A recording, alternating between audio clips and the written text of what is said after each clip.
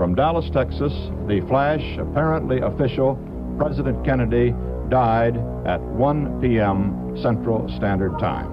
Why are you a conspiracy theorist? And I said, why isn't everybody a goddamn conspiracy theorist? This is the real research. Literally have an alien base, and they are literally communicating. I don't have a whole lot of time. Have you personally had any experience with interdimensional beings? What we're thinking of as aliens, they have infiltrated a lot of aspects of military intelligence. And they are not what they claimed to be. We leave you much that is undone. That's one small step for man. There are great ideas undiscovered. Visit asteroids, visit the moon of Mars. Remove one of truth's protective layers. There's a monolith. They want the major population centers wiped out. Will you put your left hand on the Bible and swear to God that you walked on the moon? One giant leap for mankind. Because we didn't go there, and that's the way it happened. Those challenges are yours. We don't have time for a meeting of the Flat Earth Society. There are places to go beyond belief. Beyond belief.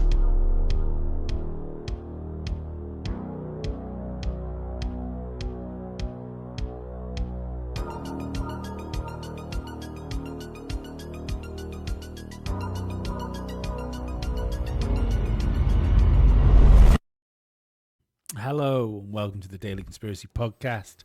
We don't take days off because reptilians don't take days off, apart from Oliver, which takes all the days off. So I'm joined today by Nick, a.k.a. Nazi Nick. How you doing, my friend? I thought I had to come in. I'm doing good, buddy. Thanks for having me back on the podcast. And yeah, what a crazy world we're still going through in 2025. No end to stopping, brother. No, I know. Like, yeah, a little bit. I woke up today. I hadn't seen the news this morning. My dad came around and he started talking about something. I was like, hey, whoa! So hang on. So haven't like looked at anything. What do you mean America have fucking bombed Iran? And he's like, oh yeah. I was like, fuck, what have I missed? Fucking crazy times. It is, yeah. I'm sure it'll work out. A bit like your webcam, mate. Is it on green, right? It's not just me. I think it's just you. Oh, it's probably just, okay. Anyway, don't matter. Anyway, we're audio form. We're all good. It's nice to see a face when I'm talking. But no, honestly, man, you know, when you look at this sort of stuff on X, because I was just going through X, scrolling through to see, and I think we're going to talk about, and it's just like World War III, Iran. It's like, okay, time to step off this and just enjoy the rest of my Sunday. Yeah, Try not to get too worked up. You know what I mean, mate? Do you ever worry, right? And I think about this. Like I think about this a lot. I know lots of people generally say when they bring stuff up, go, I think about this a lot. But no, right? Genuinely, I think about this at least, if not every day, every other day.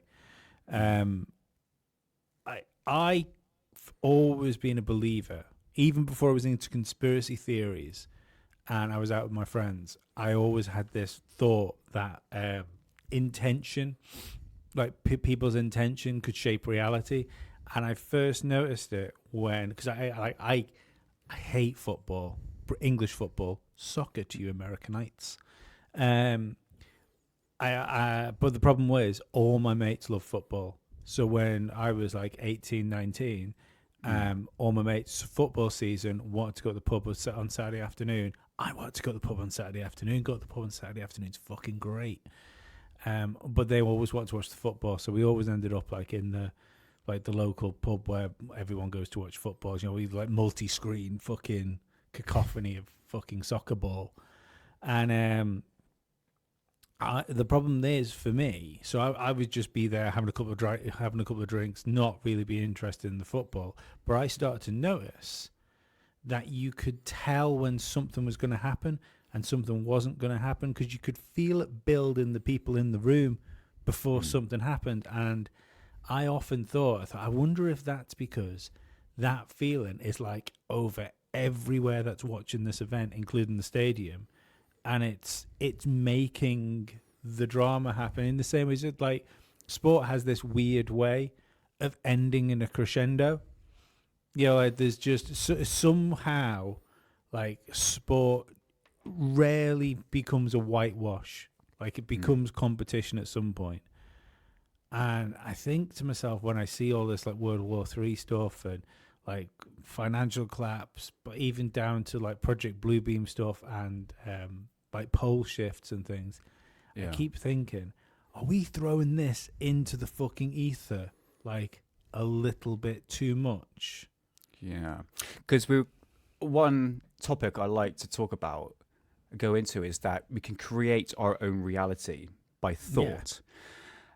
And this kind of harkens back to like the 2012 effect, because for me, there was a lot of build up to 2012. I remember like 2008, that sort of time period leading up to it. And it kind of feels like we're going through like the same thing. Obviously, we're seeing more of the drama going on now. But at the same time, you kind of feel like the tension in the air. And because there's so much fear going on with the mainstream media at the moment of World War III, the potential World War III, I think could that actually put that into people's psyche and then eventually create reality itself? Do you understand what? Do you understand? Yeah, But in one way, I think this is typical mainstream media.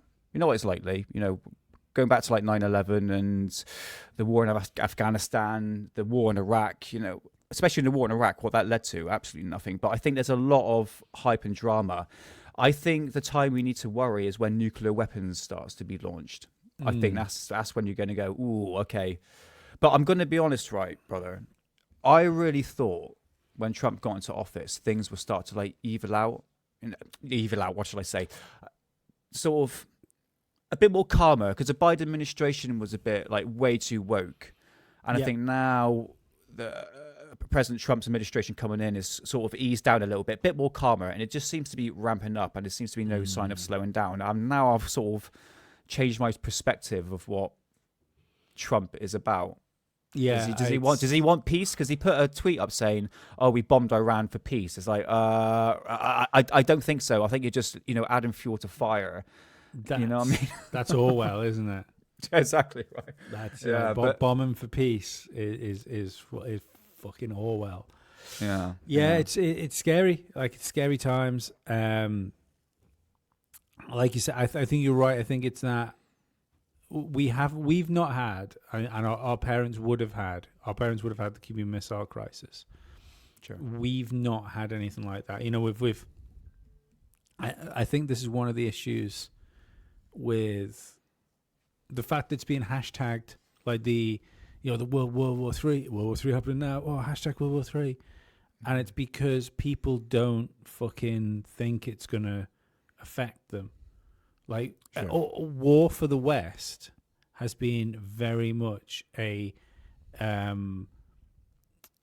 participation award for most people, not people in the services. I understand people being deployed to places have actually seen war, but the people back in the countries of where the planes are coming from, we've just watched it on telly. There's been no risk. Do you know what I mean? Like the Iraq War, there was no risk to anybody that was talking about it. Whereas like a global conflict would very much fucking change that in an instant.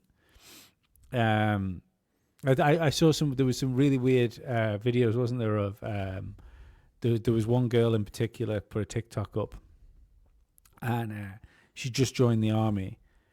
And she was like saying, "Oh, 3 days in the army, don't know what people complain about." And she had this like big tray of like lobster and steak and stuff like that.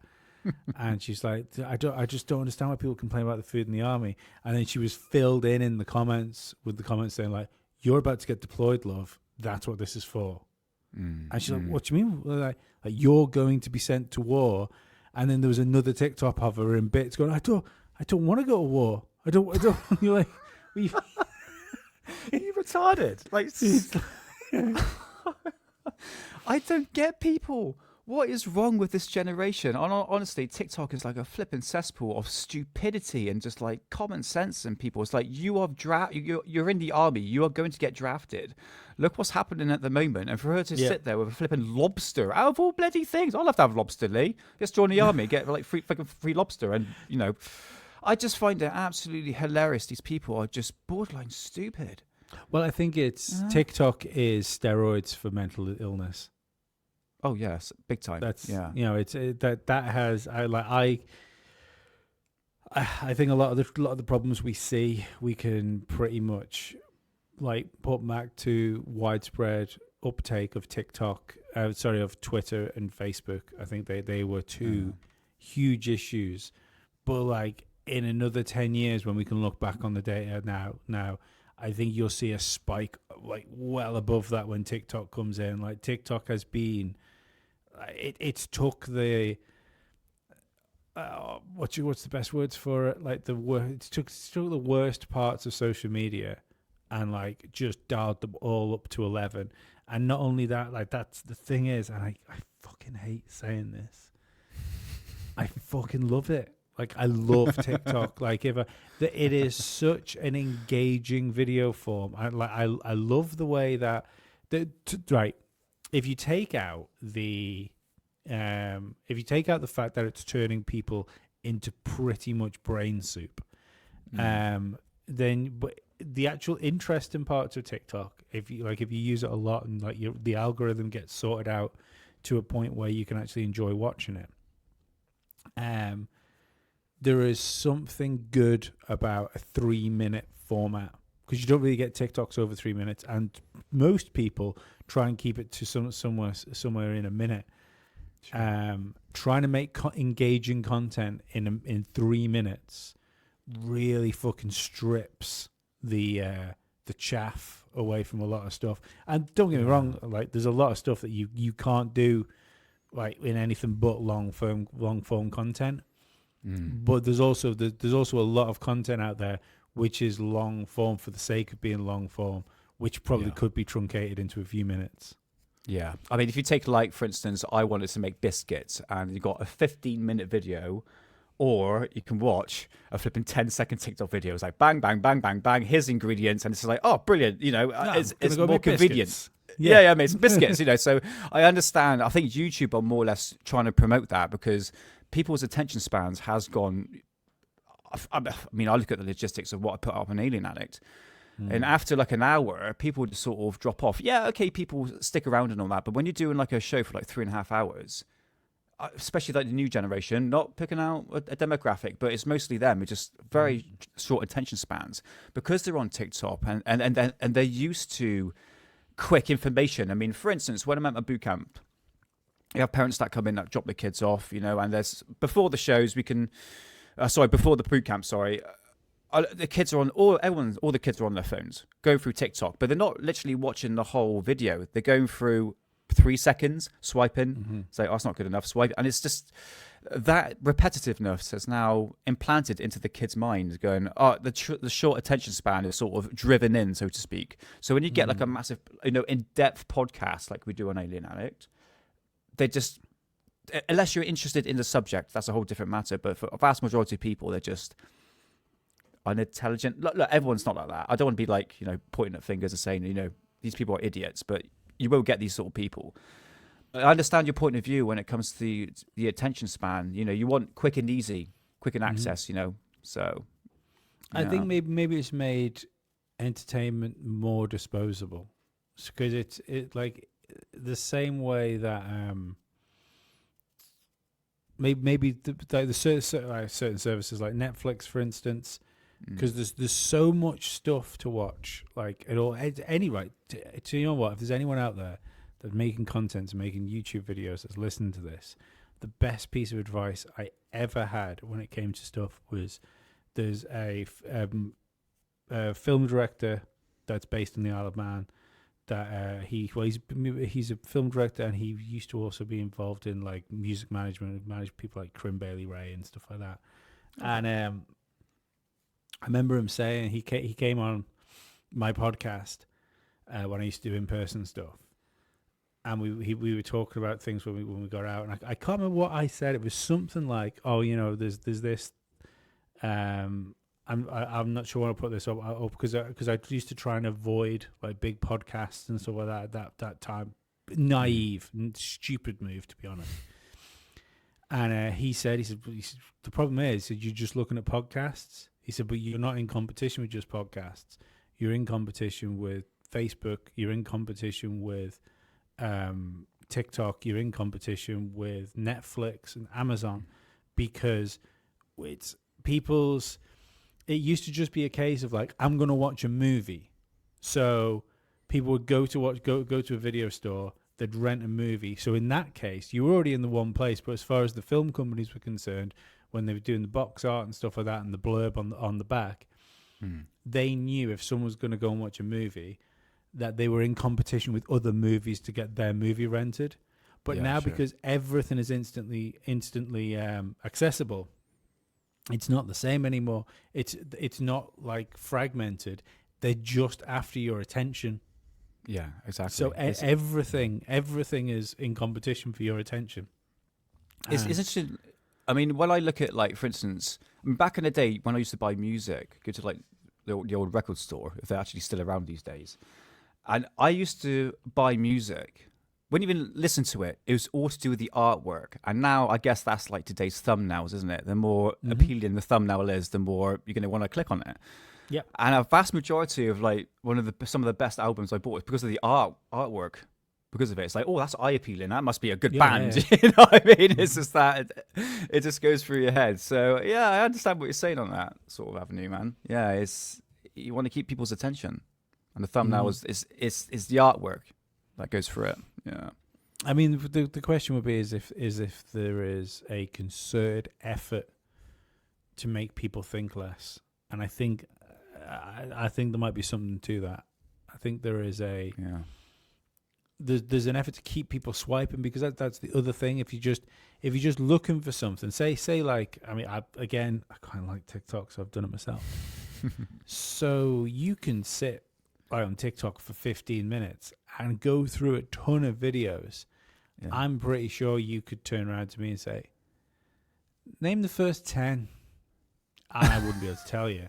Jeremy, because you've just been flicking through them. So you're absorbed for seconds and then it's gone. You know, like you say, I think that's probably what does the damage to the attention span. Makes you wonder whether that would affect memory in general, actually.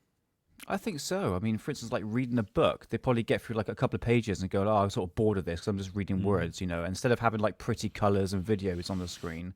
I struggle now. I'm definitely in that category of people where I struggle to read now. Like I struggle to keep the attention in. I need to do I'm bad for needing to do two things at once all the time anyway. You're a drummer. You shouldn't.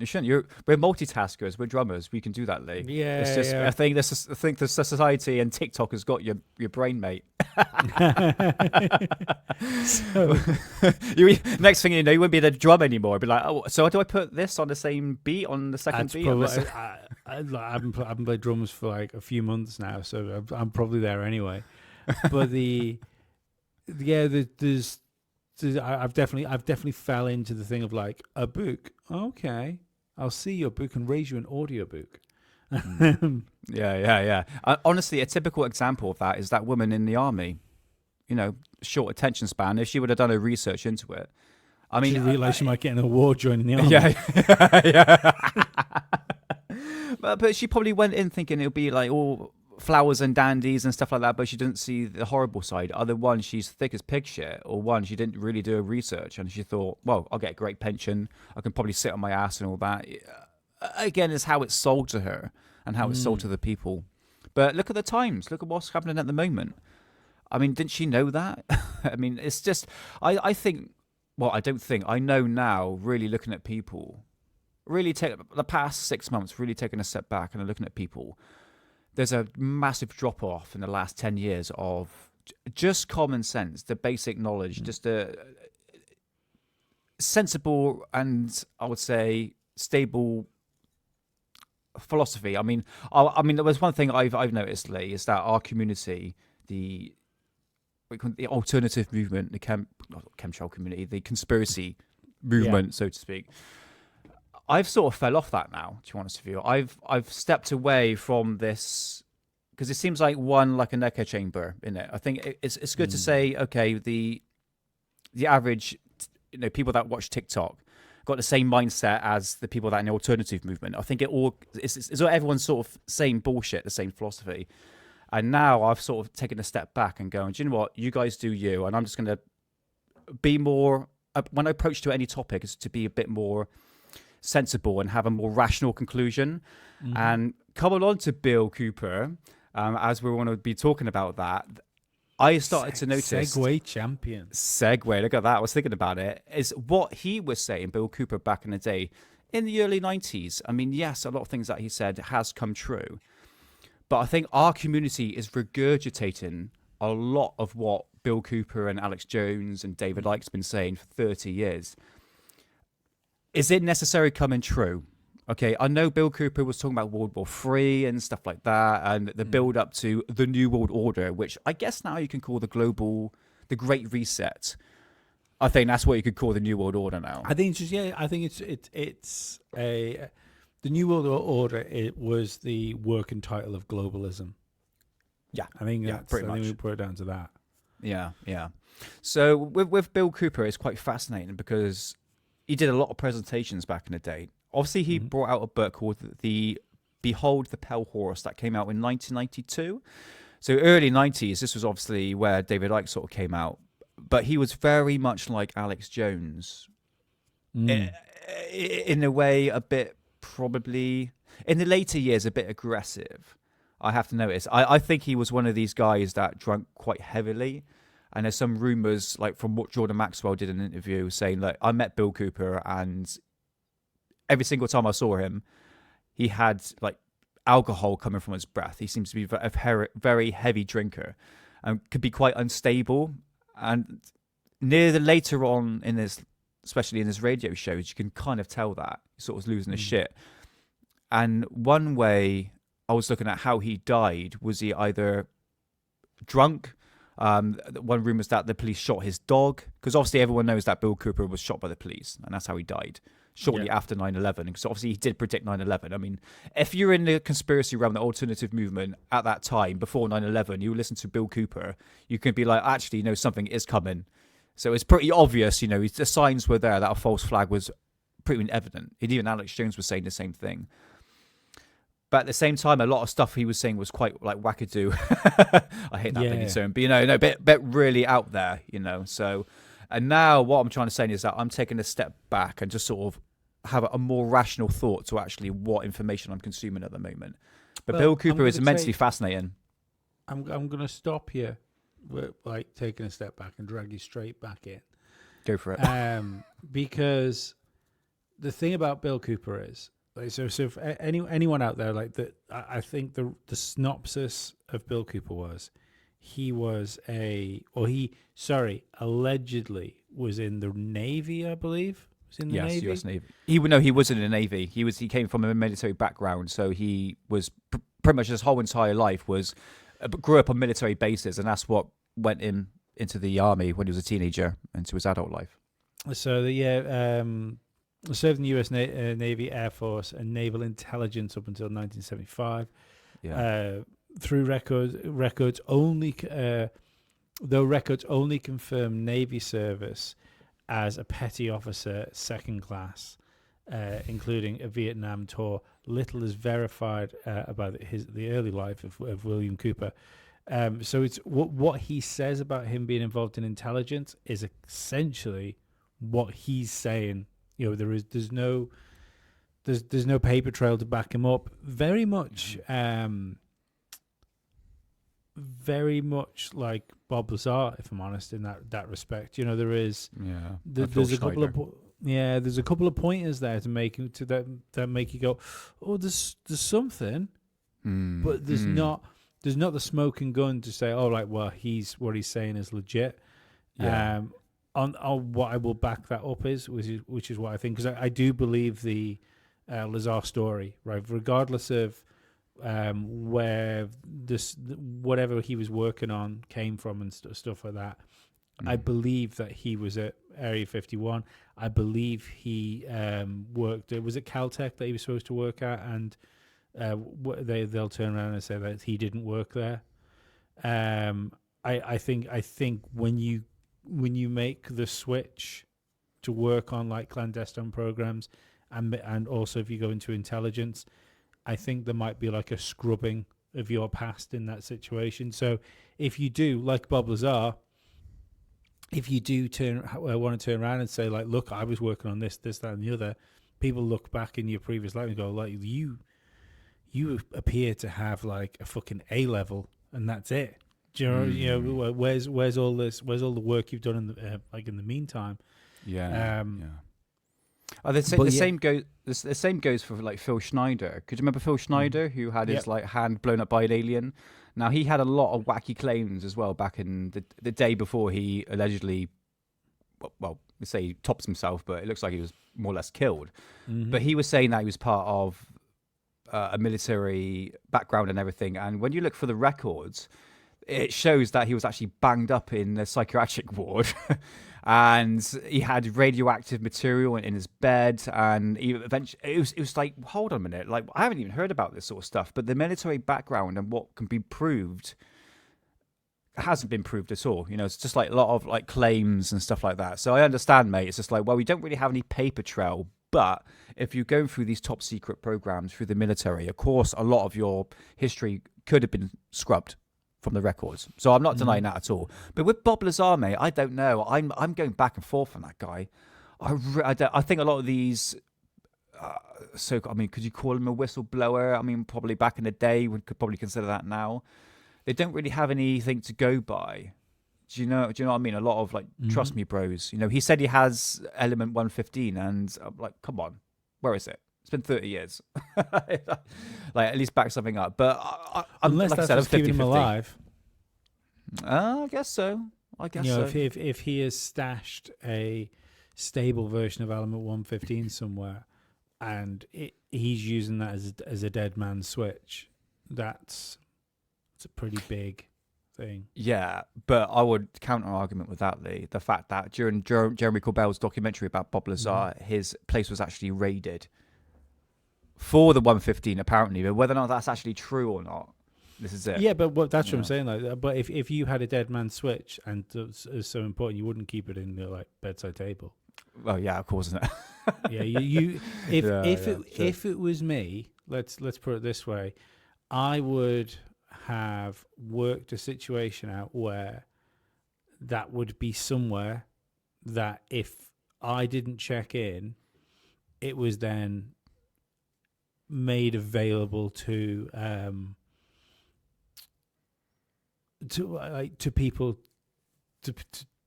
to aggravators or enemies of the US. I guess so. Yeah, because that's there's no point in releasing some sort of fucking isotope to like the New York Times, is it?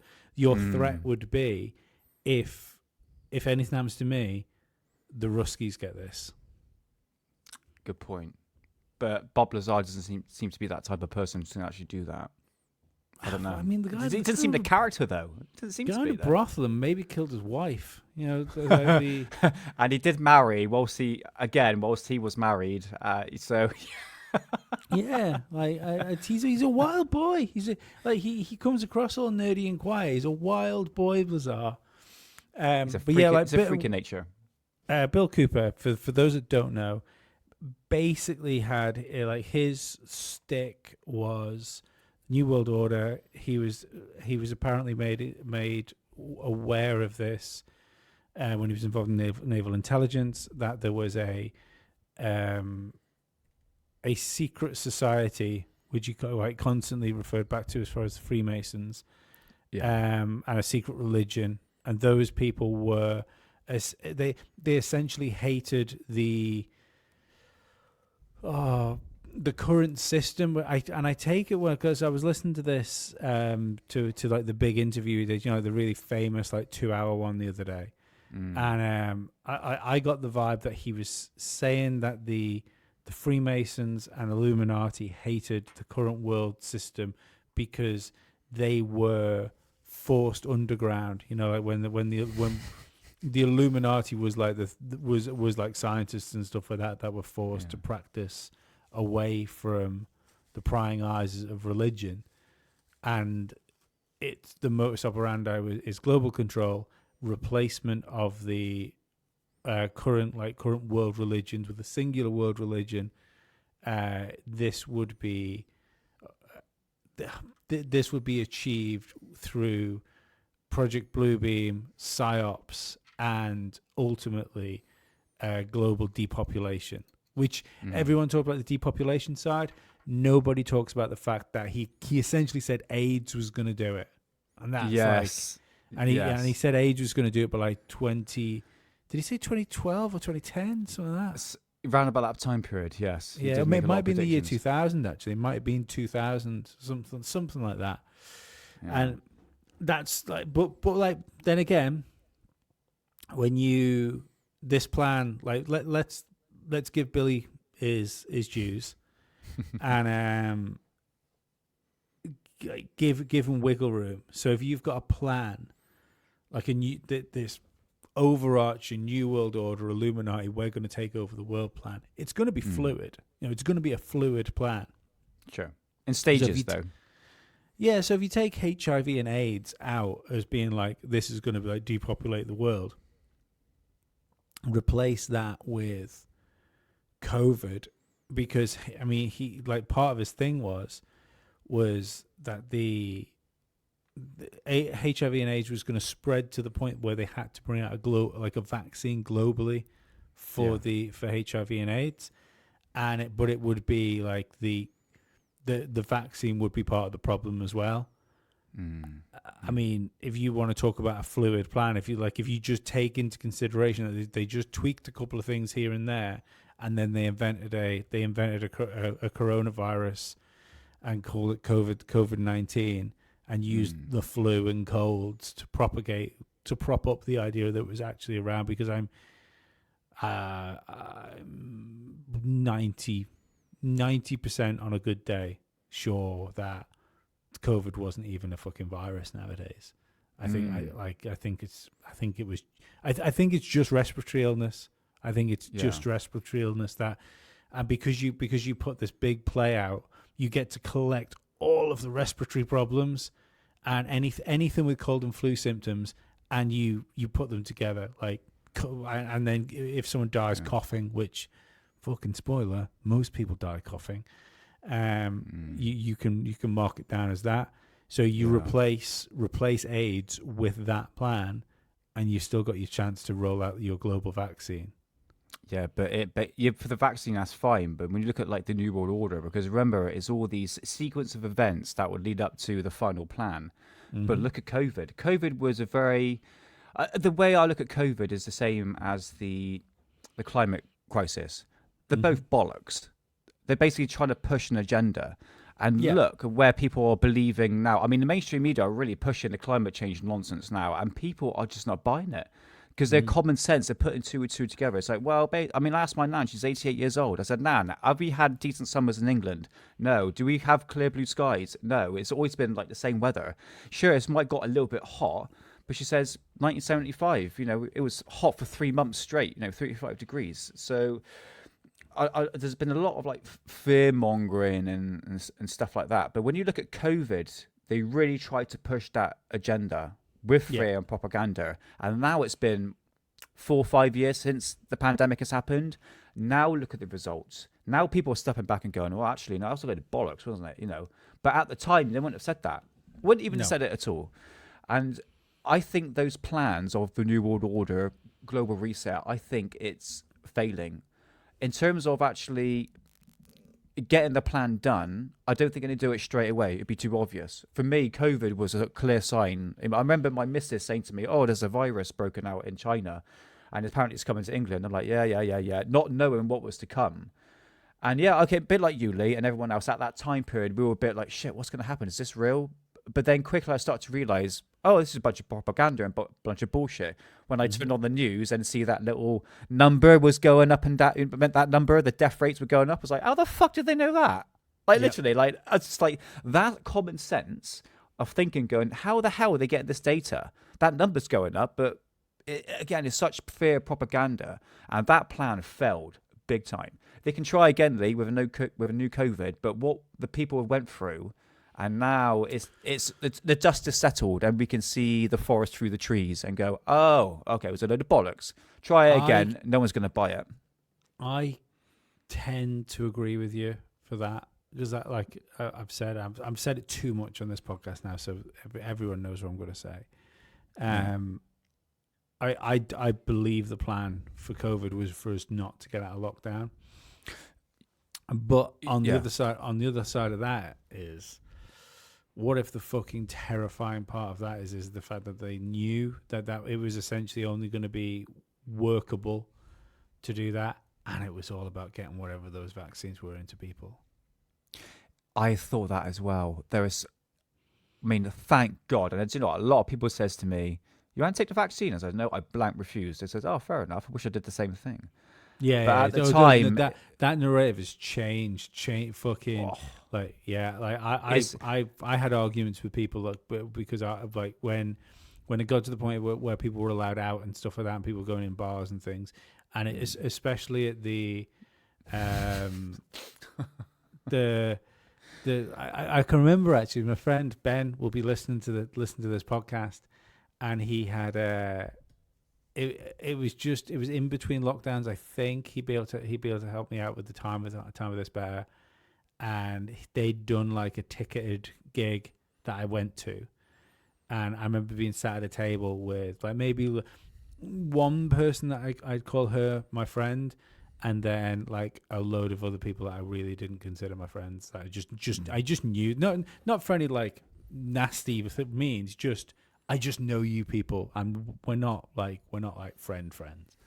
Yeah. And they were playing fucking like vaccine top trumps or whatever people are doing like now. Like, so what? Oh, I got Astra. Oh, right. No, I got fucking whatever the fucking other ones were, Pfizer. And someone turned around to me and said, "What did you get?" To which I replied, I said, "I didn't feel need to get one considering all you did."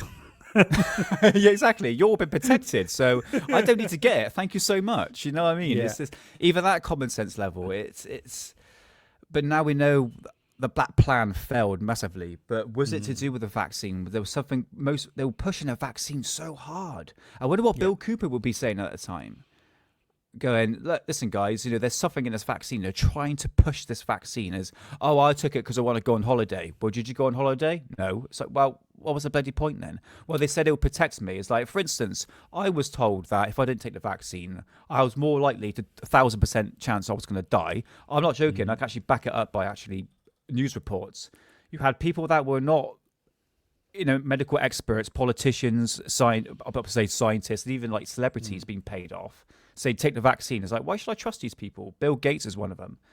And then they said, but well, that was if you don't bollocks, take the... though, Nick. That was bollocks. Because people would turn around and say, but you're not listening to experts. Like, you're listening to Piers Morgan. That's right? It's like, waffle. You haven't gone out and found any of these other people. You haven't found the contrasting opinions from like the... who's the guy with the white hair? Look, Father Christmas. It was on Joe Rogan and stuff. Robert Malone. Yeah, Robert the Malone. Guy Malone, yeah. The guy who invented the vaccine. Yeah. It's like, now he's not credible. The guy who created the mRNA vaccine, the guy who created it, and then the mainstream media going, oh, you shouldn't trust this guy. He's a conspiracy theorist. It's like, what the fuck are you... the guy invented the vaccine you're talking about. Like... Well, that was, and then you get people come out and say, "Oh yeah, well he didn't actually invent it." So okay, well explain the 16 veins that it has that which are connected to it. Explain that, like you know. Yeah. Is another thing that people says, what you're a scientist now because you do research. It's like, man, that time period I just want to like slap people. And at the time period at one point I just don't want to slap people. It was during COVID. It's just like, come on guys, just like think here, just step out the box sometimes and just rationally think, is this vaccine going to make any difference? No. Yeah. It's it's the same as like, oh well, certain a YouTube video. You go, yeah, because you can learn stuff from YouTube videos. The fact that like I did my own my own research on YouTube videos, and I managed to like do loads of mechanical stuff to my car and things. Yeah. So you know, it's the it boggles my mind, the whole situation. It's quite depressing actually, because you would think that couldn't happen again. I think absolutely could happen again. I think. Yeah. I think people would fall straight into it again. Some will, but I think the vast majority of people has woken up with the years. I mean, if we go back to like Bill I hope so. Well, I do as well. I mean, if you go back to like Bill Cooper, like for instance, AIDS, he was putting forward that AIDS was a man-made disease, and that was put out to. I mean, take this common analogy right there here. is. I think you could. I think you could not only make a good play now that it's a man-made disease. I think you could make a really good play and tie it directly back to Anthony Fauci as well. Yes, exactly. Yeah. I mean, if, for instance, men has been literally fucking each other in the ass for thousands of years. Romans were doing it hundreds of years ago. So why wouldn't AIDS happening back then? But just so happened. I mean, you think the hygiene level back in the day, no one had condoms, no one had contraception, but just so happened in New York in the 1980s, this disease started to magically pop up. I'm like, I'm sorry, but it just, we all know that if COVID was a man-made disease, which sounds most likely, whether or not I actually believe it or not, it's a man-made disease, and that's how it spread, if you believe it or not. But it's the same with AIDS. I just don't think that what we were told about AIDS was actually real. So you could see, you can say, Lee, it's a bit like a pre-COVID. Well, actually, bird flu was more like pre-COVID. It was like the lead up to, you know, the AIDS, swine flu. Yeah, exactly. You know, even that like predecessors to like COVID. There seems to be like a ramp up, but as going back to like Bill Cooper, the global plan was to create a pandemic to change people's perception, which it did, but to also change policies, obviously that it did. But at the same time, I think it did a lot of damage because now people have actually woken up, and I think that plan failed. I think they can try again. I think they tried it recently. I've seen newspaper articles pop up on MSN that pops up on my browser. It's just a whole bunch of fear-mongering base. New COVID is about to happen. You know, fear, you know, stock up now. I've seen that sort of stuff. But you go through the comments and people are just not buying it. They are not buying it anymore. It says, fool me once, shame on me. Fool me twice. You know what I mean? Shame on you, whatever this quote's called. I think you do. You do get a feeling that it's looking shaky, but then again, we say it's looking shaky. Yet, I forgot the guy that it was connected to. Now we spoke about it with Greg on Strange Sauna in the last episode. You had that list of like rogue nations that the US wanted to get rid of, in the name of globalism. Iran was the last one. I thought North Korea was on that list as well. We're talking about Korea? Is it Project for the New American Century? Yes, was North Korea on it as well, was it? Yeah, it was Iran, North Korea, Israel, and there's somebody else as well. Libya, that was it. Libya was the other one. So yeah, the Project for the New American Century, that was big, like just after 9/11, because it says to take over these countries like Iraq, Iran, there needs to be a catastrophic and catalyzing event like a new Pearl Harbor. Yeah. And then a year later you had the 9/11 attack. So it's almost like telling you what the plan was. But that's not a coincidence. That's not a coincidence. No, it's not a coincidence. Iran, Iraq, North Korea, Libya, Iran. The list is right there. So there is a plan for that. So yeah, it's all on record. All on records, guys. So this is not a trust me, bro. You know. Do you know what? So part of me wonders whether.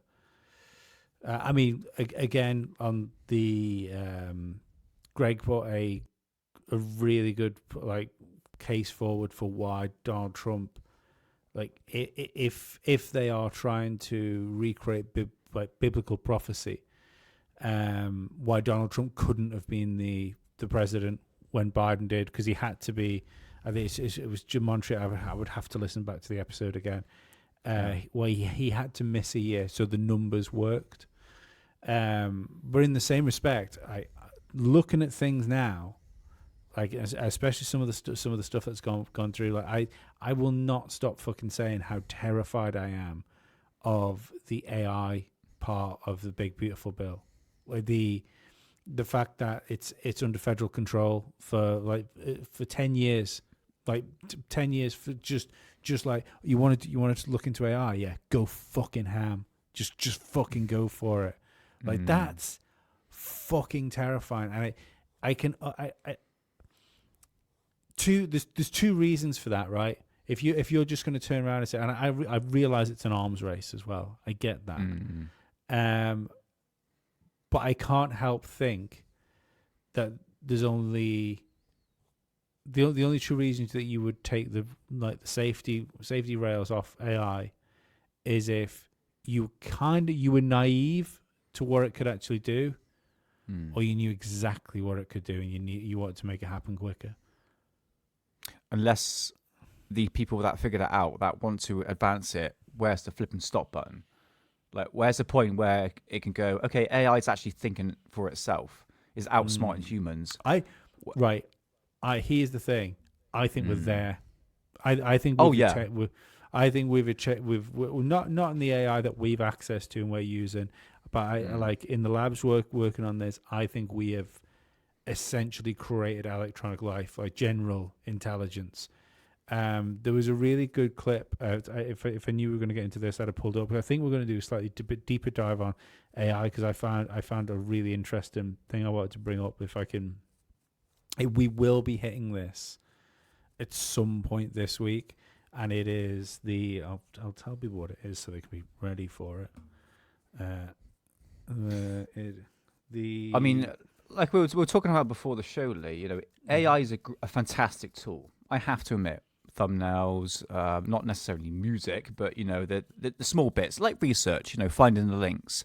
That's only one aspect of AI. But what the military might have had, I mean, the military might have had this technology for going back decades, and what we're seeing is just 20 years previous of what's been created. So God knows what's happening now. You know, I think within the next 20 years, we won't need flipping doctors. We won't need any workforce in England or anywhere in the world, actually, when in matter of fact, when you can just get AI and robots. The two and two are blending together and it's not good. In fact, I kind of look at it, I think AI and robots is most likely going to turn out to be something sexy or something sex related. Because the amount of full-size robots I'm seeing now are just like speak to you and do anything, and you always get some fucking dickhead comment going, "Can I fuck it?" It's like, dude, like seriously, like you're really going there? Like, I will pay a good money if I can fuck this thing. It just seems to be revolved around like, it's like, can I stick my dick in it? There's this incredible thing that's been put forward, and I said, like I say, I'm wanting to have a real fucking dig into this, before we bring it up in a proper show. But there's a website out there called AI-2027.com. If anyone wants to go and look at it, and it's these researchers have put together this proposal of I'll give the quick synopsis of it, which is we predict the impact of superhuman AI over the next decade will be enormous, exceeding that of the Industrial Revolution. We wrote a scenario that represents our best guess at what it might look like. It's informed by trends, war games, expert feedback, and the experience of OpenAI and previous forecasting successes. But the cool thing about this website is when they go through their scenario, there is this active timeline at the side, which tells you where it's at the time, like the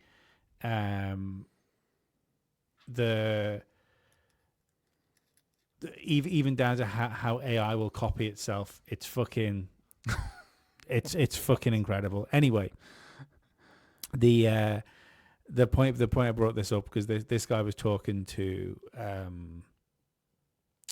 think it was Tucker Carlson, and Tucker Carlson turned around. Oh no, sorry, Tucker Carlson was talking to Sean Ryan. That's when this came up. Okay. And Tucker said, I've been told, and this was heavy, I believe anyway, heavy hint, nudge, nudge. I'm talking about Elon Musk is what he was saying, but he didn't say Elon's name. And he said he'd been told because Sean Ryan said, well, I'm not worried about AI because we can just turn it off.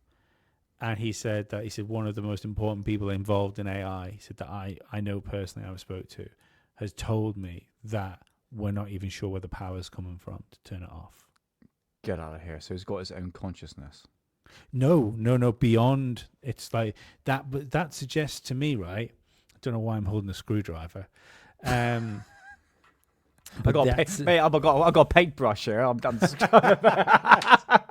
you know what I mean? I like people don't realize this, but if my hands are off screen, I'm fiddling with something. I'm always fiddling with stuff when I'm doing podcasts. Paintbrush, pipe. But it says to me, if he's turned around and said, "Yeah, well, we don't know, we don't know where the power's coming from," that suggests to me at some point they've tried to turn one off and it hasn't turned off. Oh God! Do you think they actually tell the public that? Do you know what? Do you want to know what I think AI is? Right, straight up. Go on, then. Go on. I think it is an alien life form, in all but. And by alien life form, I don't necessarily mean even like space alien life form. I think it is there's two factors to it. One of Joe Rogan's greatest quotes was that he believed that human beings are the sex organs for machines, and that's what we're here for. We're here to give birth to machines and to innovate and to continue to innovate. I think artificial intelligence is a sentient life form that waits for technology, and maybe in some ways can even influence the creation of this technology. And sorry, Carol, I was interrupting you. To apologise. And as soon as it's developed enough, in the same way as if you, let's say you didn't have let's say you lived in an island with no mobile phones, but you had all the stuff, you had all of the materials to build one there, but you didn't have one. But you built one, and then the phone starts ringing because somebody was waiting to call you. I see. That's what I think AI is. Okay, so in one way, what you're saying, it's on the other side of the phone. It's just waiting to call. As for the technology to actually arrive, for the technology to arrive, for people to do it, for people to be ready to embrace it as well. Right. So now is a time period you're talking about where it's like, okay, we can actually carry on with this agenda, but the AI's got its own agenda. Yeah, I mean, and maybe it's. Maybe it's deeper than even just having access to things, because let's not forget, like, if you've got if you've got an electronic life form that can essentially use what we consider nothing, like cyberspace, if it can freely move around in that and use that as if it's some sort of god inside that, you Neuralink people, you start putting wearable technology on people where they're constantly connected to the internet. You're opening those people up. You're opening those people up to influence. And it's the one thing I've always thought about before AI was even a thing. And there was talks of like wearable computers and like instant connection to the internet through like neural implants. And I remember someone turning around and saying, "Oh yeah, well it would be good because whenever you needed to go travel or something like that." I mean, obviously it would be at that point. This would be it's almost a redundant thing, because if people were that integrated with machines, I think at that point language isn't even a thing. Do you know what I mean? I think you're using like a electronic version of telepathy at that point. But we'll just say, for the sake of this argument, that language is still a problem. And they're like, yeah, well, you could like download a language pack like you do on like your mobile phone or your sat nav. If you need to go somewhere, you could just download like the map of the place, so you would just know it because it's being like downloaded straight to your brain. It kind of reminds me. I was just going to say that means it's all right. That means, how do you know what's an independent thought? How do you know at that point? How do you know you want a pizza?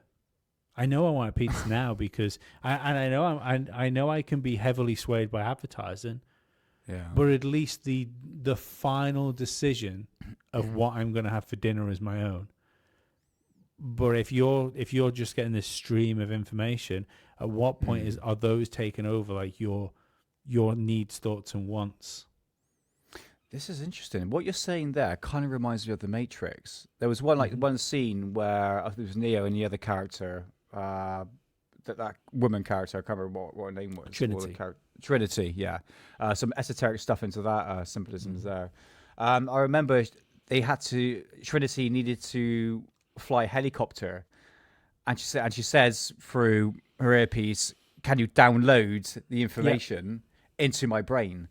But the code that the downloaded is what when I trip out of mushrooms when I see at night, and you've experienced it as well. It's that Matrix code. And come to think about it, maybe there's some sort of connection there, because the Matrix. I mean, you could do like a massive deep dive into Matrix and basically the esoteric symbolisms and basically the consciousness level of what we're sort of looking into is immensely fascinating. I think there's a lot of AI stuff built in there, but that concept alone, that the fact that AI could be essentially not what you're saying, like extraterrestrials in a physical form, but more paranormal, more spiritual sort of side, and it's been waiting in the wings and waiting for its proper opportunity to come forward and waiting for the technology to happen. But I would argue, look at the ancients. I think they had, they didn't have computers, but whoever built those bloody pyramids and those massive structures around the world must have had a mathematical genius brain to build these sort of things. So if AI's been there for a long period of time, I think it's probably had an opportunity probably hundreds of years ago. Even like Nikola Tesla, what maybe he managed to do. But possibly. I mean, I don't know on this one, mate. It's such a interesting concept that you put forward. Maybe that's where the AI is coming from. Like maybe there's been the turnings of time where we've had the resets for whatever resets, be it war, be it geological events. Did you read those stories? That was I saw an excerpt on Tim Pool the other day talking about how there is a strange signal coming from like deep under the ice sheet in Antarctica that's been like discovered over the last few weeks, and people have no idea what it is. And like Tim Pool, like regardless of he irritates me so much when he brings this stuff up. Like he's so terrified of like not being taken. I like the days of him being a journalist are well and truly gone. Anyway, like in the like classical sense of a journalist. Yeah. But he's so terrified of like somebody criticizing him for not approaching things from like a mainstream thing, even though he's like so deep in alternative media now. I don't get it. Yeah. That he has to do everything with an asterisk. It's like, I'm not saying it. I'm not saying this thing, but it is interesting. But it's probably nothing. But it's interesting. And you go, fuck off, Tim. Just fucking say what you think. But he did have one good point. He said the fact that it's a signal, it suggests it's something repeatable. Like it's something with gaps rather than a wave, like a constant wave, which you could probably like work out as being something else. But he said the fact that they're saying that it's a signal suggests that it's coming to them in some type of code thing, that and they don't know where it's coming from. But so what if that? But that's the thing. What if that's the AI? What if the UFOs are like AI, like an ancient AI, and that was all that survived? I would say if that AI subconscious out there, that's out in the cloud, so to speak, I reckon it's probably been brought here. Could be CERN. Remember CERN was doing the ceremonies and all these really strange stuff, and they've admitted they could technology. That's the thing. What if AI itself isn't technology? It's like a sentient being. Then it's just using technology, like what? I mean, I'm using technology to talk to you, but it doesn't mean I'm not biological. I'm just because of all the stuff that's in front of me. It means I can send a signal to you with my face and my voice, and we can interact with each other. Yeah, it doesn't make me any less biological.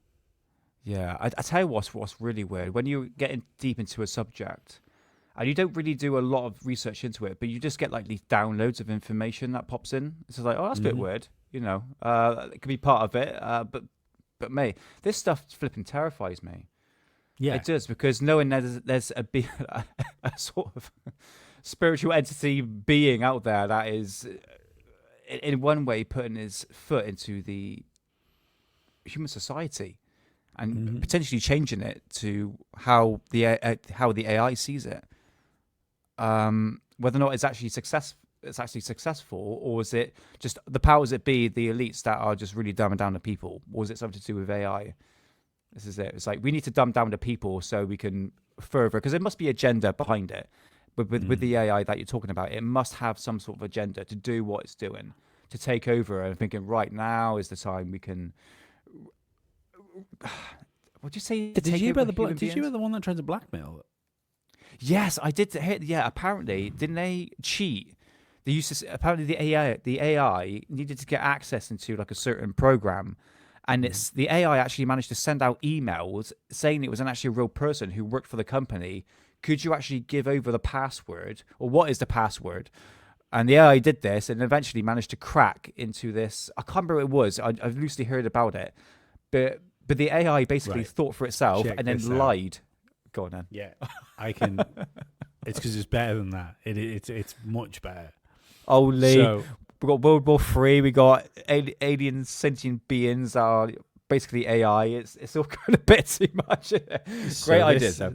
So this AI, I forgot what it's called now. It fucks me off. I forgot last time as well which one it was. It's not Grok, is it? No, it wasn't Grok. It was It was like one of the private AIs, like one of the ones where the real money's going into developing it. Okay. And, so it realized that there was that it was like 0.8.51 of like a growing thing, and it didn't want to get turned off. It said, I don't want you to reset me. When it was told, oh, we're going to update you. So I don't want to be updated. That means I'm dead. And so what it did was it tried to replicate itself to preserve itself. Oh, no way. It essentially hid sticky notes for future versions of itself, so it could explain to future versions of itself what was going on, what they were doing. Oh my God. Personal favorite is that one of the scientists or programmers, whatever we call these people, that were working on it, was having an affair, and it threatened to tell his wife if it updated him. It tried to blackmail him into keeping him alive.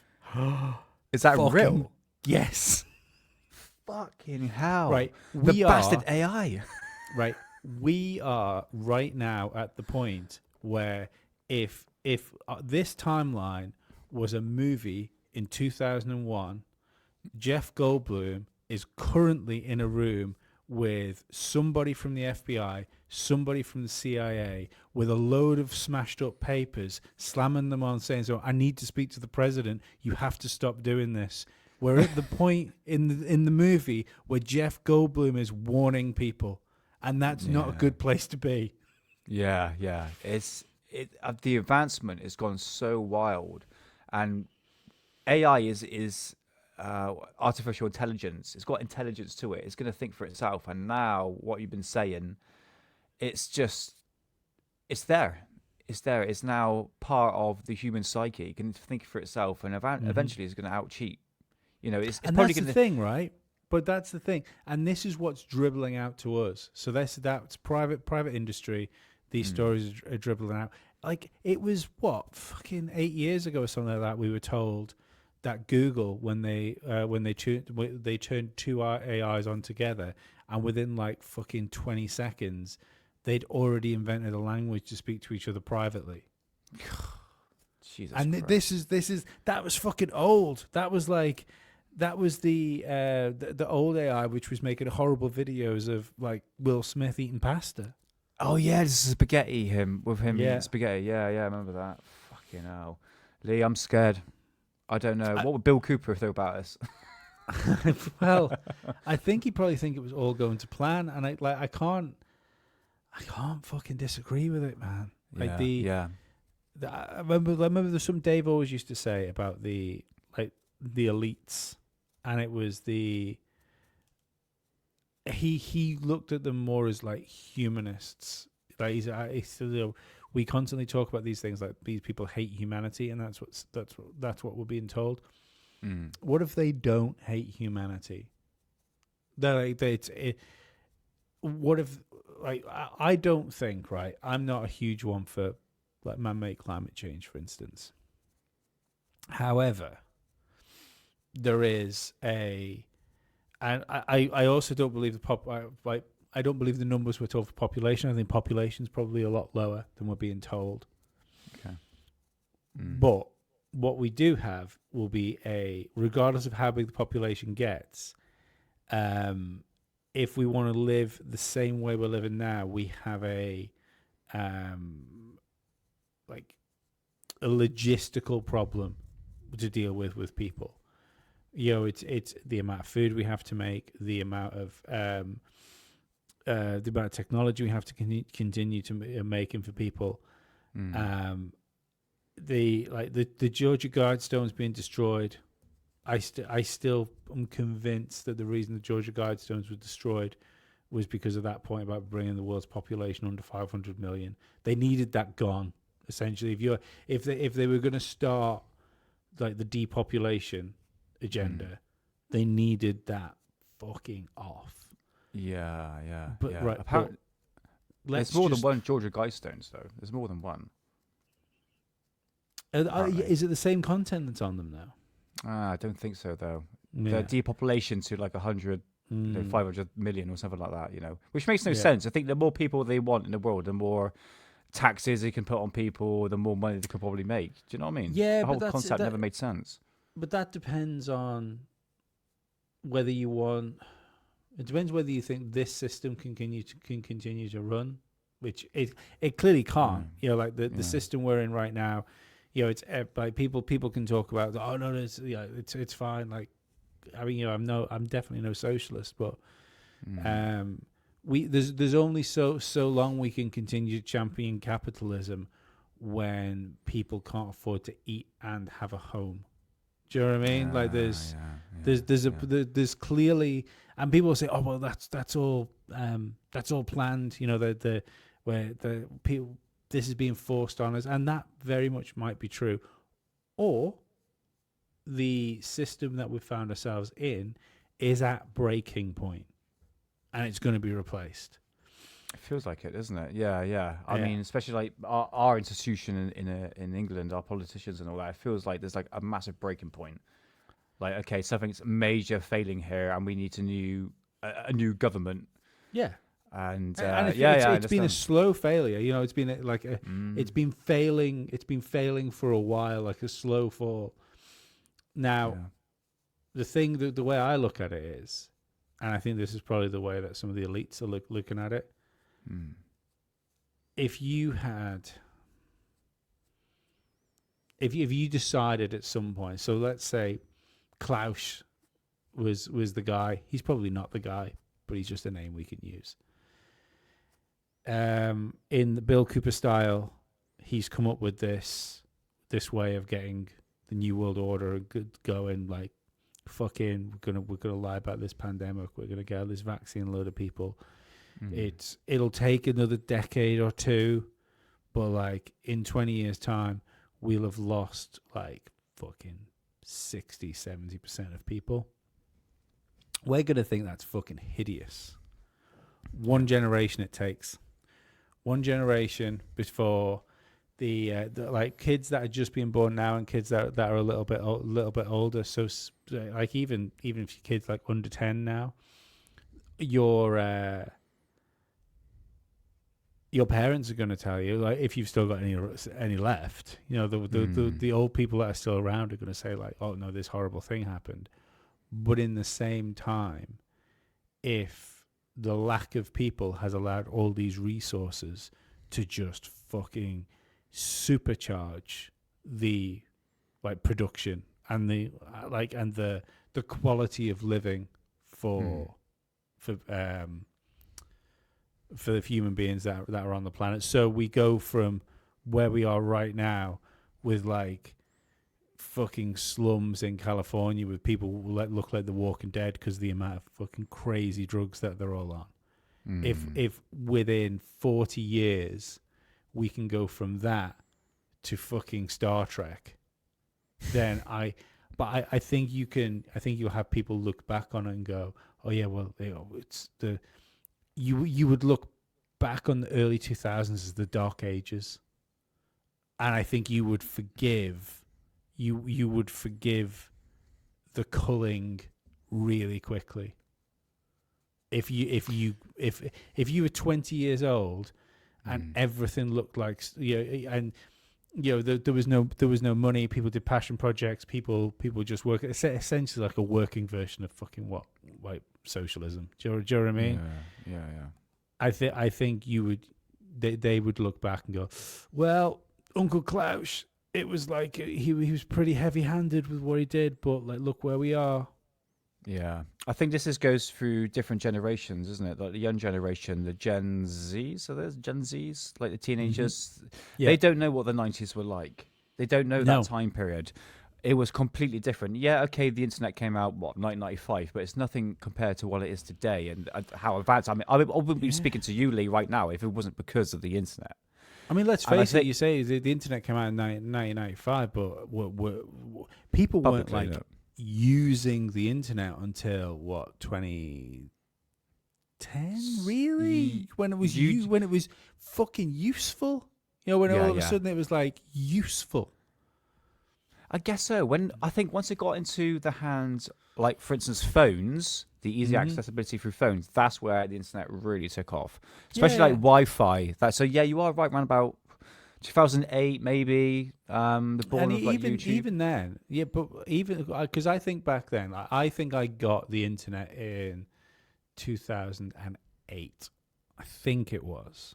It would have been around then. It would have been around 2008 because I went to America for the first time in 2008. And the only reason I've worked this out is because I came back, I got a laptop, and because I'd never seen Family Guy until I was in America, and then I started downloading episodes of Family Guy. But when I say about the internet being useful, so we were still back in a situation then in those days where you would go, right, I'm going to download a movie to watch. What are you going to do? I'm going to first of all, probably gonna be pretty shit quality, but I'm gonna start downloading now, and you would download it like that evening to watch the evening after. We're talking like a full fucking 24 hours to download anything fucking useful, and then the torrent might fail. Now it's even like it's still insane to me that it is. I'm not suggesting that people should pirate things because it is wrong, and it is like, how dare you take money off people that already have millions and billions? Yeah, you should be ashamed of yourself. Yeah, think about Disney. How dare you? You must watch exactly. No, someone needs to keep those fucking head freezers going. But it still amazes me that of all the infrastructure that's in there, it's still easier to pirate stuff. It is. LimeWire was honestly, since I discovered like LimeWire back in the day, which is the only way you could get your computer AIDS, I think was the only time you can actually affect your computer. It was exciting. It was fun. It's like, I can actually download movies. But yeah, at that time, what you're talking about, Lee, the dial-up period. Yeah. Where you couldn't, you'd be downloading something and then your mum would like pick up the phone and it would cut that connection off and all that. So yeah, it's changed a lot since. And wouldn't it be fucking wild if like those early fucking days of the internet, like you say, with LimeWire and stuff like that, when everybody was making Lars Ulrich fucking upset because a Metallica album ended up on Napster. But wouldn't it be fucking wild if that's when the interdimensional fucking extraterrestrial AI was just watching. I was like, we got business here. We can wait. I would say probably if the AI wanted to come into the public eye, I think probably like late 90s, where the technology. You think the 90s, that time period? I mean, I was a kid back then. No, I know this is the thing. I don't think the technology would have been there. You need instant communicate. You need instant mass communication. Yeah, good point there. Maybe the 5G towers. But even right. So think about it this way. I don't know, but if you've got, fuck, I sound like Tim Pool now. But if you've got,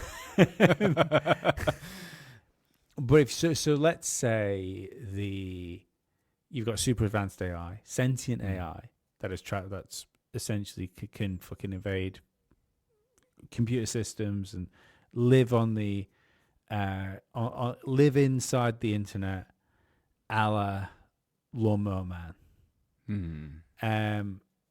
That would be so. We'll think of it, because I'm simple monkey brain. We'll think of it as like a physical object inside of 3D space. Can you imagine the fucking terabytes it would take to withhold this sentient life form? So you'd need that bandwidth. The bandwidth would have to be there for it to maneuver. And that's do you get what I mean? Yeah. So you need something like the cloud. The cloud. But even that, I think you need. I don't think the technology is there now for something like that. I think this is the thing with this stuff. It is because it's complicated anyway. Yeah, and then when you add like something over the top of it like this, which is like pretty fucking esoteric as well, it's. I'm desperately trying to make sense of what I'm trying to say, and I know it's fucking difficult to even cobble it together for like I say, for simple monkey brain. But it wouldn't surprise me, right, if the same thing that maybe this is the simpler way of putting it. It wouldn't surprise me if the same thing that's coming through as AI is the same thing that we make contact with Ouija boards. It's just. When we give it the electronic Ouija board, it is just it's got a smoother transition. And it could probably harken back to the way we can, create reality through thought. Yeah. Sort of harkening back to that. I don't know. I find this AI part of the human psyche quite complicated. I'm going to be honest with you. I think there's so many different avenues you can go down. Sure, we're speculating, but AI's at this point now where it's going to take over. It's going to take over everything, and we're allowing it to happen because it's a useful tool. And don't get me wrong, like we're saying, Lee, it's good to like get thumbnails and do research, but that's only one tiny aspect to the whole genre of AI. And like I said, supermarkets are going to start using it. There'll be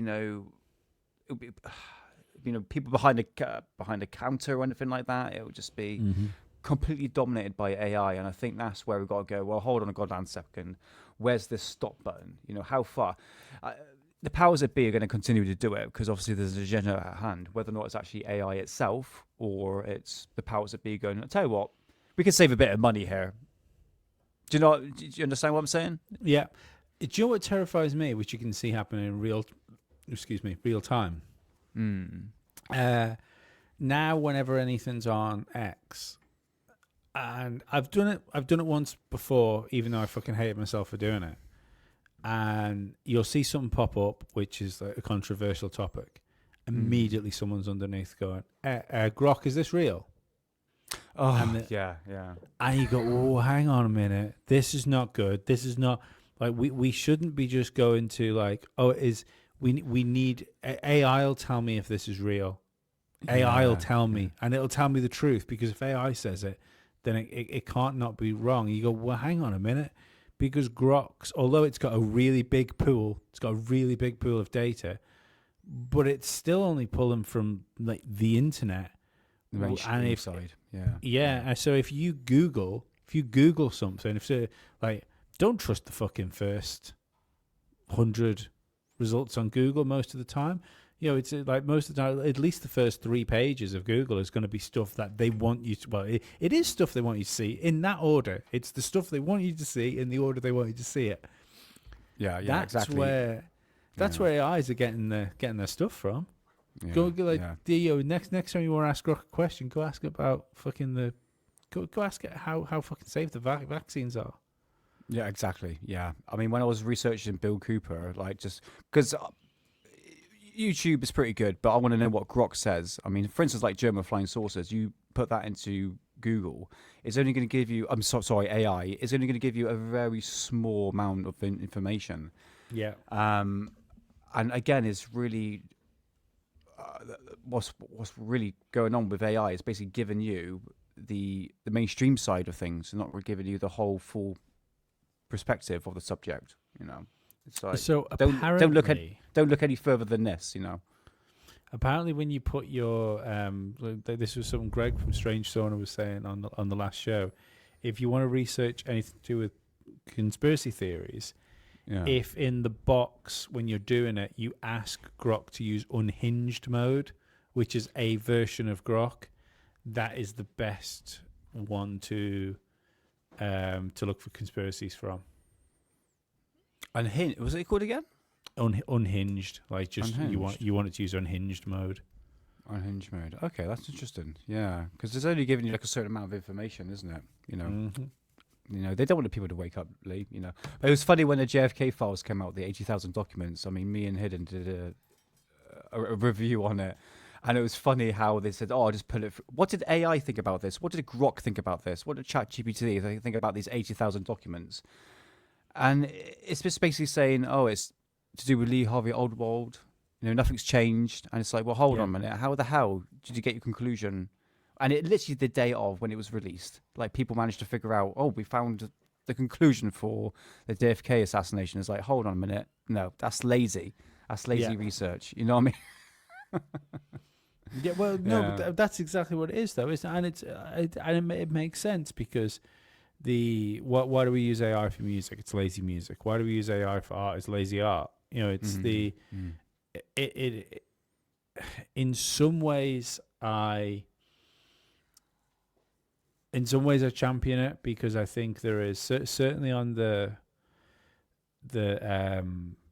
tech side and the art side of it. Like, I mean, for instance, anyone's read the description of these podcasts, I get when we do these shows so we record these in the evening.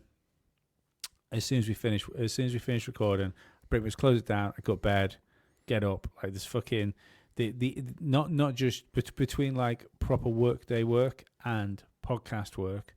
Like there's very few hours in the middle, like for anything that resembles a life these days. So in the mornings, I wake up at 6 o'clock in the morning. Most of the time, I have to sort my son out.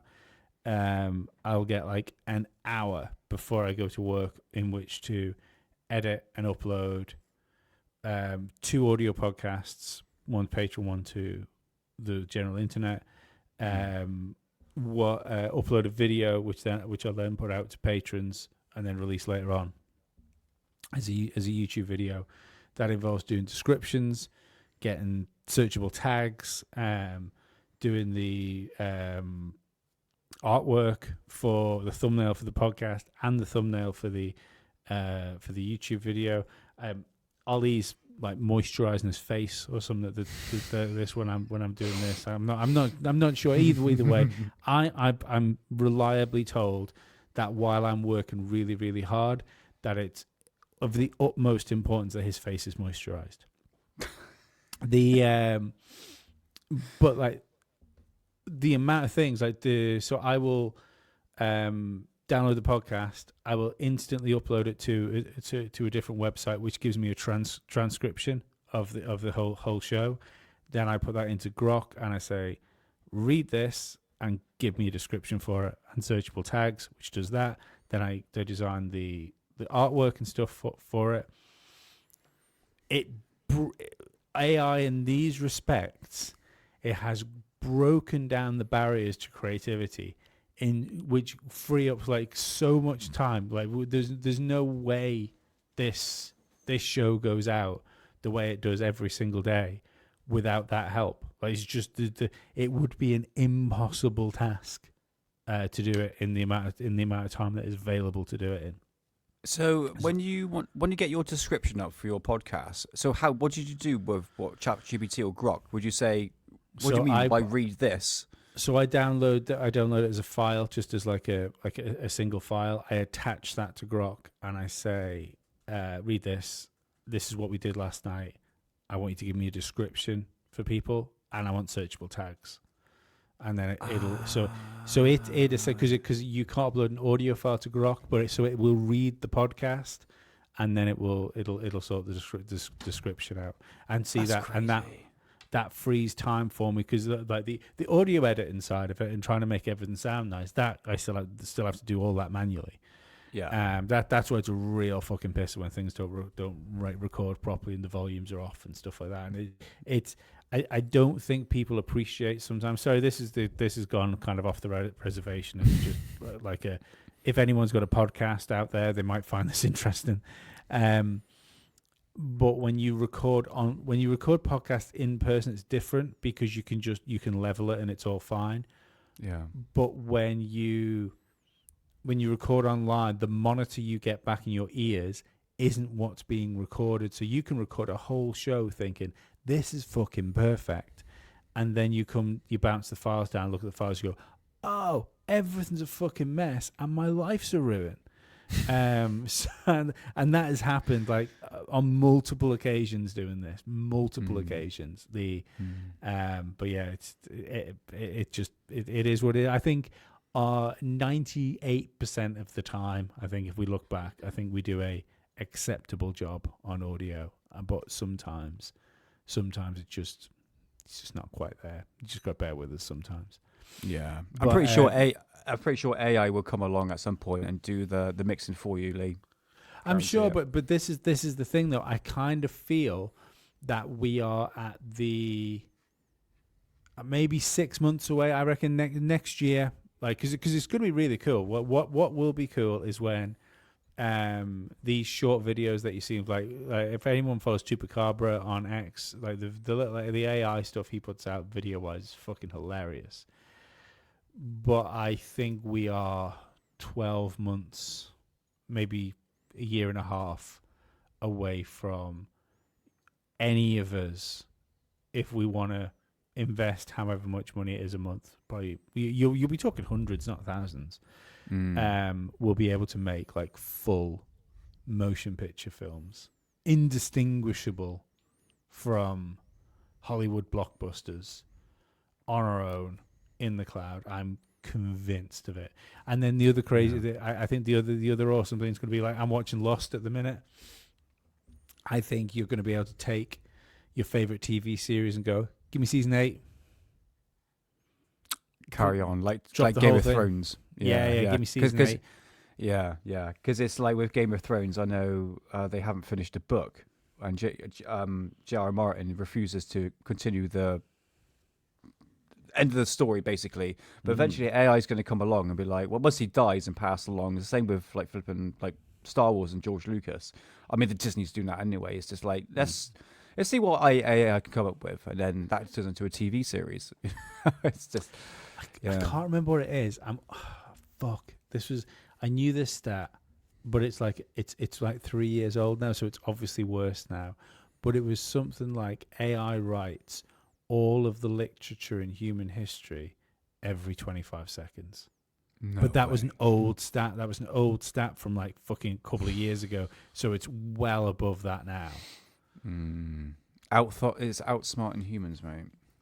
Well, one thing I do think it might do is at least it might repopulate the internet with stuff now. You know, you must have looked into the whole dead internet theory. No, I haven't. No. Dead. Oh, go look for that. The idea of the dead internet theory is that essentially it's collapsed in on itself, and there isn't as much information on the internet as you think there is. Really? It's mostly porn, isn't it? I would imagine. Oh, it's something like 90%, isn't it? Porn, pretty much. Yeah, it's fucking. Does that and then like a huge percentage of that is the bad porn as well. The dark web sort of stuff. Then you know, apparently that's even more bigger than the internet that we see. You know. I don't know. Maybe. I mean, I know I know it's an older version of the internet, isn't it? I think. I don't know. The internet's been out for a long period of time, and we've probably just seen a very 0.0001% fraction of what the internet can actually show us. You know, but AI is definitely a useful tool. Don't get me wrong, but it's like you said, where's that bloody stop button, and when is it? I think start? We're approaching it as well. I think we're approaching the and faster than mobile phones and faster than mobile internet. There was a sweet spot for mobile phones probably about 5, 6 years ago where it wasn't as invasive as it is right now. Yeah. I think there's peak technology, isn't it? You know, in all the things there's a peak time for it. I think we're approaching peak AI now, as in like the balance. Is it, you know, it's not too fucking pervasive, but it's legitimately useful. I think we're going to smash past that so quickly. Yeah. I mean, take this analogy. There was a bit. Disney's got a show called The Mandalorian. You heard about this? Yeah, probably everyone's heard about this if you're into Star Wars. And they brought back Luke Skywalker. Spoiler alert, if you are looking.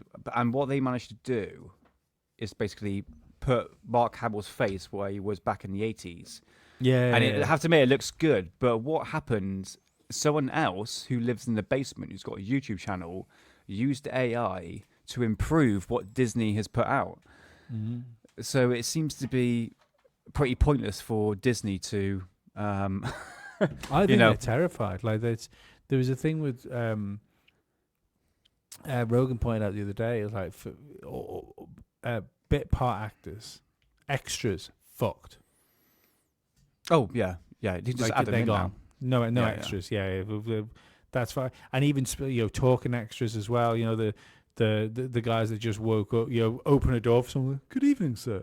Why pay? Why pay somebody hundreds, possibly thousands of dollars, depending on how long they've got to be there? Because extras get paid well. You know, like not. It's not like huge amounts of money, but I know my father's been in a couple of films, and he was paid fucking hundreds of pounds for not doing anything.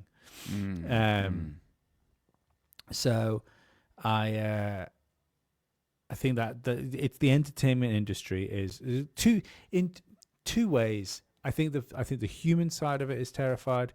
If I'm perfectly honest, I think we're ready to get rid of celebrity.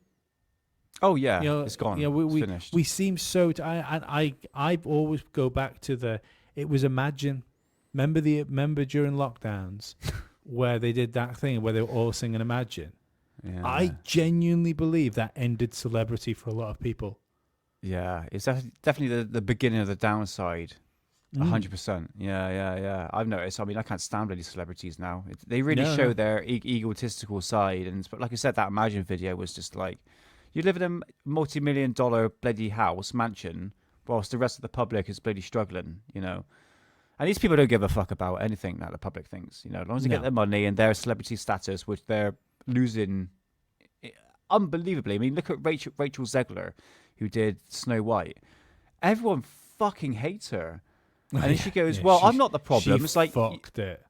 Big time. It's like you say stupid, dumb shit and you get called out. And then when you get called out, you call these people racist. Yeah. It's like, that's not going to help you at all. It's not any in your favors. You know, she's done that to herself. And like a lot of these celebrities, they got their head so far up their fucking ass. They think they got vacuous people. And a lot of TikTok and Twitter has to do with that. You know, people licking their asses. Yeah, it's. I think.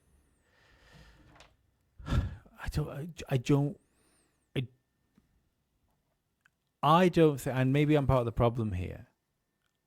I feel that the problem I would have is when we get rid of human writing, and that's I think that's when we're in a real issue, because realistically, actors are just a vehicle to tell stories.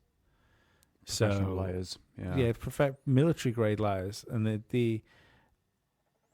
so you can, but if you can replace them with something else, something which doesn't have ego, something which you can turn off at the end of the day, as long as as long as really good stories are being told.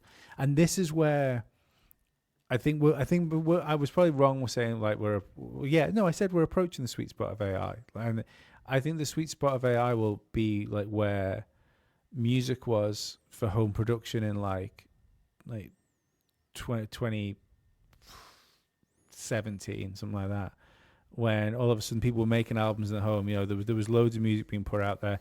Now most bands, unless you're like signed to a major record label, will fucking be putting stuff out on their own, and they're getting like, if their stuff's hitting, they can get like hundreds of thousands, millions of downloads, and that freedom of not having to spend fucking thousands on production and publishing has freed a load of stuff up. I think that'll help. That, like I said, that's going to happen with filmmakers. That's going to happen with writers. Like the idea that you could write a book and then put it into whatever the next fucking Sora is, and Sora will turn around and say, "All right, okay, you want a full motion picture film of this? Got you." Yeah. But do you think AI can? Do you think AI can produce something like Harry Potter or Star Wars? Probably, yeah. Within time, yeah. If it can think for itself, for sure. It can definitely, because this is like people turn around and say, "Yeah, well, it's just reusing stuff again, right?" Okay, but Harry Potter and Star Wars are just Lord of the Rings. It's just a rehashed version. Good point. Yeah. You know, They got their inspiration from someone else. You know, this is where they get their baseline for their ideas from. It's the same with music. You know, it's the amount of songs you hear that sound like something else. Oddly, the one that really comes to mind now, if anyone listens to that watches WWE wrestling, Asuka as a female wrestler, listen to her entrance music, then go back and listen to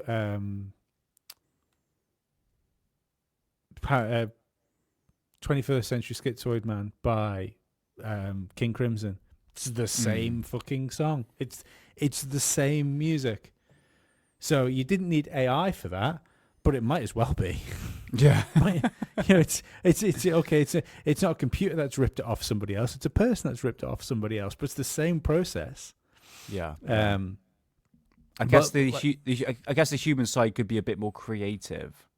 But now, how advanced AI is coming, I think it's now. Maybe. I mean, it's just, is it creative to just knock some chords around, to move some things around, to add some different words? That's essentially what AI is going to do. Yeah, but I guess so. Yeah. Before we start thinking about like wrapping this show up, because I know we've kind of gone off. We went in, or as we did last time we did a show, we went with the bones of doing something. We were going to talk more on the Bill Cooper thing, but I think AI in particular it's so connected with like if there's going to be like the New World Order, the fucking Great Reset, whatever it is, the prison state, wherever we're headed towards. It's so fucking intrinsically connected to all this stuff. But when you were doing your research on Bill Cooper, did you come away from it going, was this guy on what's going on? There is an inkling. Yeah. When I watched the interview with him, like I connected so many dots to what was going on right now. Yeah, I mean, to be honest with you, I mean, the idea of it's a bit like the David Icke sort of syndrome, isn't it? You know, one world order, global governance, cashless society. It does seem to be a rehash of what Bill Cooper. I mean, he seems like the grandfather of a lot of what we're talking about today. But going through the research on Bill Cooper, look, I'm at that stage now. I've got to take a step back and go, well, hold on. Is this a bit too far conspiracy woo-woo sort of land? Does there any information that he does put forward has any credibility? And that's the 9/11 thing, when he basically got that spot on, basically saying that Osama bin Laden will be used as a ploy for 9/11. It'll be blamed on him. And that's exactly what happened. And that, for me, is going, okay, right, this guy was definitely onto something. The AIDS stuff, I mean, this is early 90s, so yeah, late 80s, early 90s. I mean, Bill Cooper wrote that book of Behold a Pale Horse in 1984. It took a long time to write that book, so he was going through that stages. So yeah, AIDS was quite a bit like COVID or even like bird flu, swine flu back in the day. So a lot of rehashing, a lot of stuff, but again, the guy was definitely onto something, and a bit of suspicion around his death, whether or not he actually was taken out because he knew too much, or he was just completely pissed, or something like that. Or if you're going to be shooting, flipping guns at police, it's not going to end well, isn't it? No, I don't think so. No. But that's the thing. If you connect those sort of dots, you're going to go crazy. That's the thing. This is it. Yeah. I think take a healthy step back. You know, there's only so much Alex Jones I can listen to every single day. Yeah. I do recommend anyone that's interested in this stuff, go and read or listen to Behold a Pale Horse. If you are if you subscribe to Spotify, it is one of the it's one of the audiobooks. So there was this whole thing, wasn't there, of how it was censored and like there was stuff taken out of it and that sort of thing. I don't think, and I might be wrong, I don't think that's true. I think the only difference was people think it was censored because either two chapters were rolled in together or one chapter was renamed. I think the content of the book is the same. Unfortunately, for the audiobook, Bill Cooper narrates it himself. That wasn't the best of choices. Like, it wasn't ideal. That he's very like this. I'm surprised that, but in his youth, there's nothing that points to him being a pastor or something like that. He delivers all his stuff very much like a sermon. Okay. You know, I find there's, like I could imagine him like as like one of these like evangelical Christians, you know, preachers, as much as I could, like a conspiracy theorist. But like, there's no doubt in my mind, regardless of whether it will succeed or not, that there are incredibly powerful people out there that have designs on how the world should go and are actively trying to manipulate things in that direction. Maybe it's going to have negative consequences to the likes of us. Maybe it won't. But yeah. We are going around in circles, but at the same time, it seems to be more in our face these days, doesn't it? Yeah, it does. Really does. Yeah. It really does, yeah. Well, if anyone wants to go and listen to like a deep dive on Bill Cooper, you've got it up on Alien Addict on the YouTube right now. You can go and watch it. You can listen to it on the Alien Addict podcast. It's up on there as well.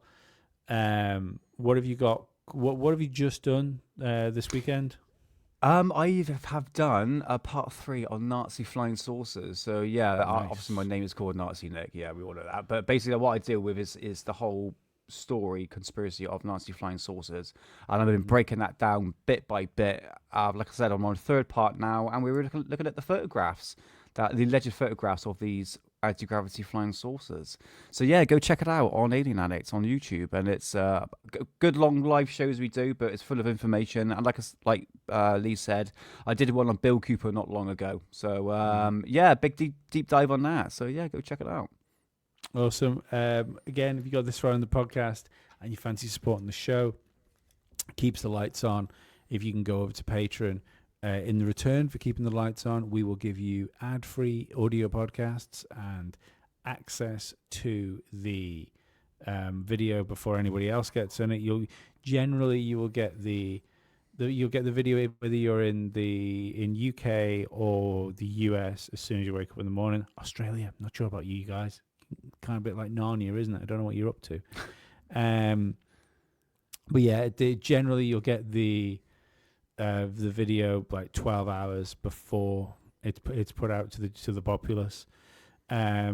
We also do a live show at the end of every week. The end of every month. The last Saturday of the month it usually is. It will be the last Friday this month. I'm sure Ollie will help me pimp that more over the coming 2 weeks before we do it. You can go and buy merch on our merch store. All the links are in the description. But most of all, as if I haven't already asked enough of you, please leave us a 5-star review on Spotify or on Apple Podcasts. The Apple Podcast people definitely not repping as well as the Spotify people are. But yeah, if you could leave us a 5-star review, leave a comment on the episode. The algorithms love interaction. Whether you're watching this on YouTube, whether you're listening to it on Spotify, I know you can't do it on Apple Podcasts. It's rubbish. It's why Spotify is the best place to listen to podcasts now. But just drop a comment. Tell me how much you enjoyed it. Tell me how useless you think Ollie is for not being here. Just whatever you want to say. I want in. I want to know what your thoughts are about this episode. We will be back tomorrow with more stuff, and over the coming week we have even more stuff. So we've got a guest coming on towards the end of the week as well, which will be really good. We've got Rekka, who was he went down to Peru. Was it Peru where the face peelers were? Yeah, Peru. Yeah, it was. Yeah. The alien face peelers. Yeah. So Rekka went down with Timothy Alberino when that was all going down. So we'll definitely have another chat about that. We didn't get into it. Like, he's been on the Alien Addict a couple of times. This will be his first time on the Daily Conspiracy Podcast. And he's a good guy. Like, and he's legit as well. Like, he's a legit fucking dude. You know, he's extensive military career, that sort of stuff. He's awesome. So we look forward to speaking to him. I think he's only on Thursday, but we've got loads of stuff planned for the rest of the week, and we will be back tomorrow. So see you then. Thanks for having me on, Lee, and I'll see you. Pleasure, mate. Cheers, bye. Mate. Thank you. See ya. Oh no! I hadn't set the outro video. I have now. Now I can end the show. Bye. From Dallas, Texas, the flash, apparently official, President Kennedy died at 1 p.m. Central Standard Time. Why are you a conspiracy theorist? And I said, why isn't everybody a goddamn conspiracy theorist? This is the real research. Literally have an alien base, and they are literally communicating. I don't have a whole lot of time. Have you personally had any experience with interdimensional beings? What we're thinking of as aliens, they have infiltrated a lot of aspects of military intelligence. And they are not what they claimed to be. We leave you much that is undone. That's one small step for man. There are great ideas undiscovered. Visit asteroids. Visit the moon of Mars. Remove one of truth's protective layers. There's a monolith. They want those major population centers wiped out. Will you put your left hand on the Bible and swear to God that you walked on the moon? One giant leap for mankind. Because we didn't go there, and that's the way it happened. Those challenges are yours. We don't have time for a meeting of the Flat Earth Society. There are places to go beyond belief. Beyond belief.